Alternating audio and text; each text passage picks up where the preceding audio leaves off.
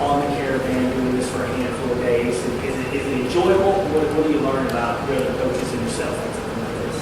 Yeah, I think obviously 7 days or 7 stops is much more manageable than 18. There's aspects that I really like. Being able to get different parts of the state, kind of interact with people, and get to know people. That's been good. I actually think probably the most valuable thing is spending time with the other coaches, which we don't get a whole lot of time to do. I really like Erica. She's been great since we got here. Obviously had a lot of success with the national championship last year. So those types of things are really good.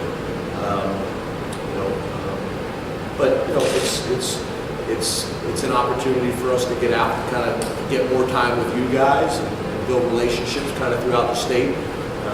It was interesting, obviously, going and speaking at Harrisburg and doing the commencement and then going back on campus and getting to see the chancellor another time. It was awesome. So those things are valuable. They're things that you probably take for granted, but over time, the more relationships you have like that throughout the state, I think it's a win-win for everybody.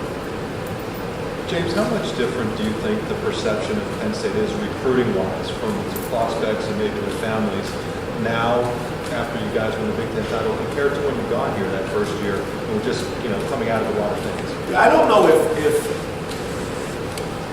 if year one is the best comparison because you kind of always have that first year honeymoon bump that coaches kind of get when you first take over a job, the excitement of it.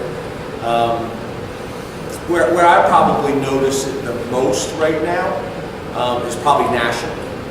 I think it's helped us a little bit regionally, but I think where it's probably had the biggest impact is nationally. Guys that are top players in Texas, guys that are top players in Florida, guys that are top players all over the country that we've reached out to. We are pretty quickly getting into their top 10s, which that doesn't always mean you're going to close them and get them, but there's more players nationally that are high-profile players that I think we're involved with than probably for a long time. I can't imagine if you probably go back and look historically. I don't know when the last time Penn State, you guys would know that probably better than me, but I can't imagine it's been in recent history where we're involved with this many kids on a national scale that we are. It's good. It's going to put us in some tough situations where we're going to have to make some tough decisions. At the end of the process where we may be turning down really good players, which I think is the position you want to be in. We were in that situation a little bit at the end of last year, so that's the ideal situation. That probably my staff and here at Penn State probably haven't been in that circumstance in probably a long time. Were you always planning on expanding your reach nationally, or I guess did the timeline advance because of last season?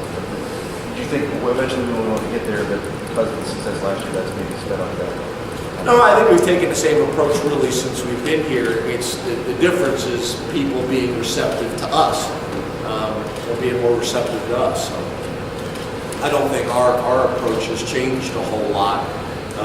There's just more people that have watched us play, have gotten to know us, and I would say probably in areas that we haven't recruited as much before. Like, from our time in the SEC, those contacts have really been pretty good since we've been here. But areas like Texas that we hadn't been involved in heavily, I think that's where I've seen the biggest difference here recently. What's, I guess, maybe the first thing or among the first things you do, like when you're going into Texas, for example? It's so much about relationships and all that stuff. I mean, how do you guys as a staff, I guess let's try and go in and establish that quickly? Obviously, kids are, in general, big deals in the world.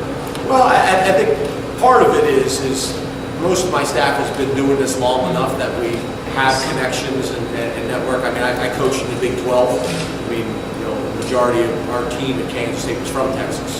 So we have contacts and networks in all these different places. But I think really it starts out with, to be able to become a finalist on somebody's list with some of these kids, it's the kid.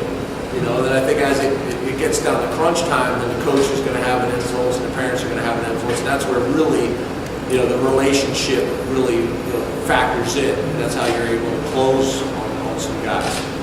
But I think initially, that initial interest, it's really just about, people that are intrigued by you, by how you've played, by the success that you've had.